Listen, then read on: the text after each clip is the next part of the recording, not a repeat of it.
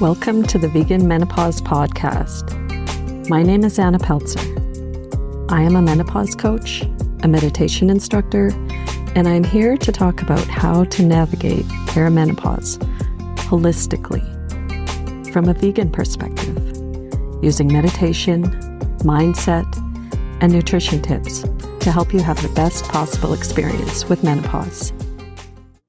Hello and welcome. This episode is all about your bone health.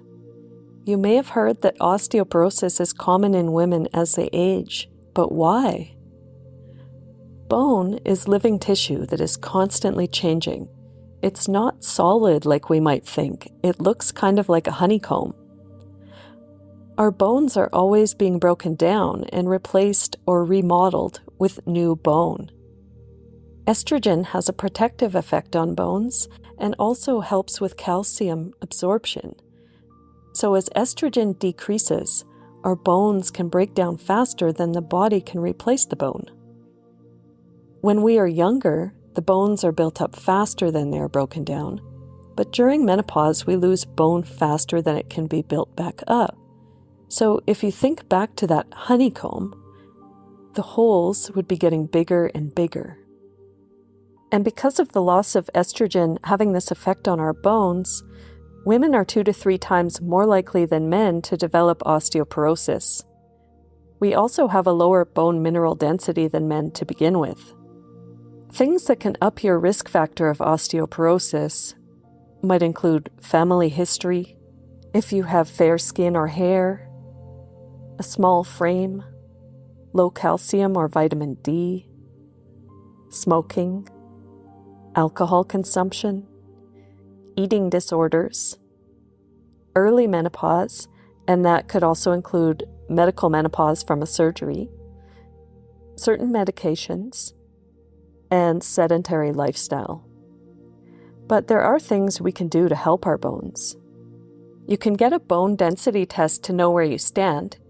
Even though we are at peak bone density around age 30, and we start to lose bone every year in our mid-40s, you can always improve your bone health, even in your 80s.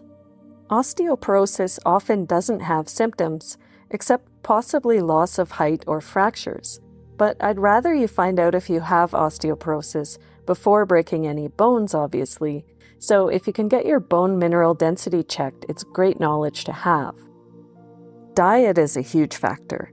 Eating enough calories is important, and from a variety of sources. Eating enough protein, because about a third of our bone mass is protein. Preferably, this should be plant protein, because animal protein and acidic foods can leach calcium, as can junk food, simple sugars, or caffeine, so keep those low. Eating lots of unprocessed plant foods can decrease your risk of osteoporosis. Eating lots of colorful fruits and veggies, which protect against oxidative stress and leaching calcium. Minerals. Calcium is absolutely essential. There is lots of calcium in leafy greens, especially parsley and kale. Tofu is sometimes set in calcium, which is very absorbable, so that is another great source. And chickpeas and almonds are high in calcium as well. Calcium is not the only mineral that's important, though. Our bones are also made of other minerals like phosphorus, potassium, magnesium, to name a few. So getting a high variety of foods is ideal. Vitamin D helps maintain your blood levels of calcium. My preferred way of getting vitamin D is getting it through the sun, but I live in Canada where the sun is not strong enough in the winter months to absorb vitamin D through our skin. So supplementation is necessary. And our healthcare in British Columbia doesn't cover vitamin D lab testing because they basically just assume we're all at a deficiency and need to supplement.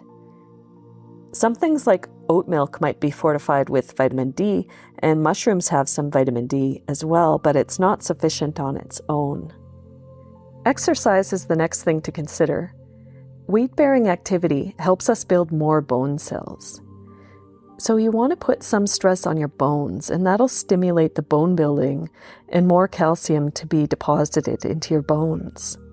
Walking, weight training, dancing, running if that's realistic for you. All of those activities are great bone builders. High-impact activities like skipping or jumping, if it's safe to do so, is really great for building more bone, but that's if you don't already have osteoporosis. Jumping is not realistic to start off with for most women in menopause, and definitely not if you have osteoporosis. But weight-bearing activity doesn't have to be formal exercise. It could be things you do around the house. Like, for example, doing yard work or carrying your groceries or going up the stairs are all weight-bearing activities because they put a bit of stress on your bones. But not swimming. Swimming is great exercise, but it doesn't put the load on your bones that builds them up. Things like the elliptical or stationary bike are also good for your cardiovascular health, but they are not weight-bearing activities. And balance training is a good idea as well because our risk of falling increases as we get older. That could also be because of decreased strength and stability or things like eyesight changes or slower reflexes. And this is when a lot of women can fracture a hip, which is quite serious and can be very difficult to recover from, especially if you have osteoporosis.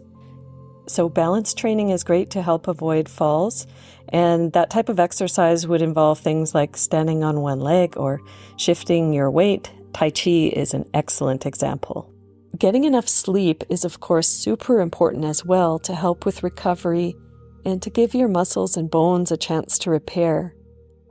So I hope you found this information on bone health helpful. And if you enjoyed this episode and are interested in one-on-one coaching, please feel free to book a 30-minute menopause empowerment call with me. And I would also greatly appreciate it if you would leave a review or share this with someone who could benefit from the information. Thank you for listening.